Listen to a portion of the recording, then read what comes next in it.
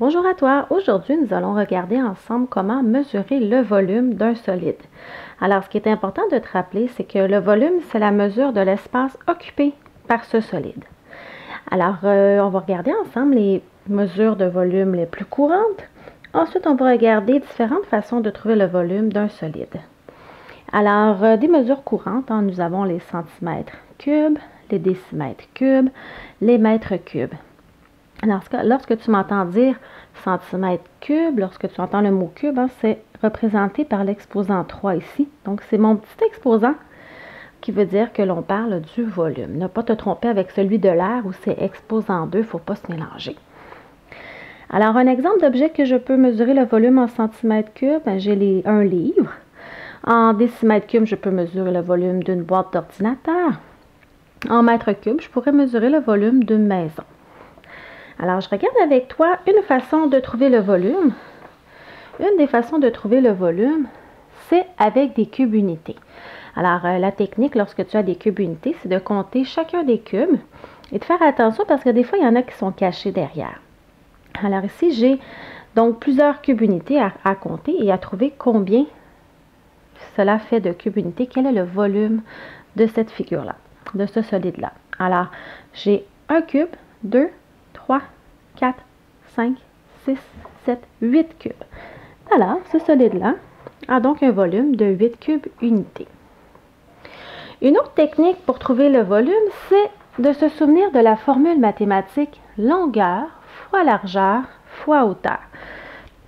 Alors, mon mot longueur est représenté par le L majuscule. La longueur se situe ici, sur un solide.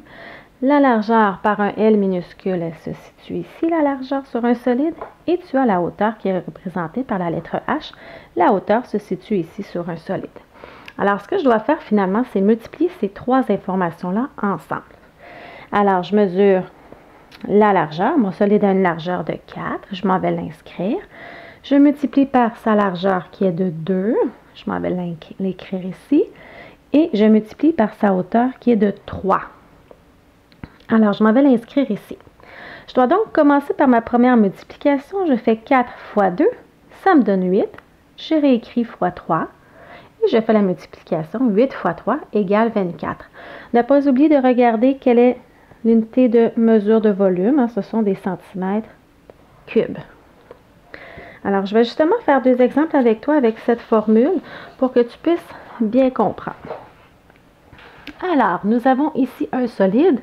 On me demande de trouver son volume.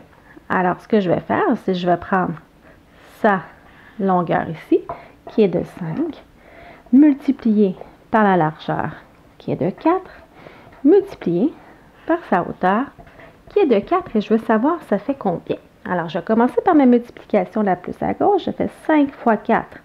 5 fois 4, ça fait 20. Je réécris mon autre information ici multipliée par 4. Et je peux donc faire 20 fois 4. 20 fois 4 me donne 80.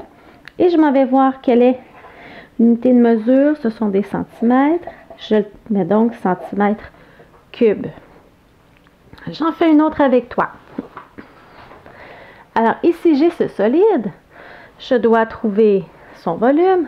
Pour trouver son volume, je vais faire la longueur multipliée par la largeur multiplié par la hauteur.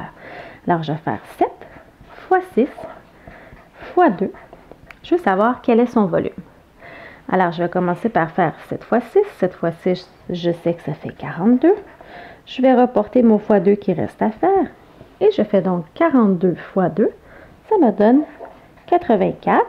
Je m'en vais voir l'unité de mesure. Ce sont des décimètres. Donc, je dois écrire décimètres cubes. Alors, j'espère que cette formule mathématique t'aidera lorsque tu rencontreras des solides où tu dois mesurer son volume. Alors, n'oublie pas, longueur fois largeur fois hauteur devront t'aider à bien faire cette mesure de volume. Alors, n'oublie pas d'aimer ma publication et de t'abonner à ma chaîne YouTube.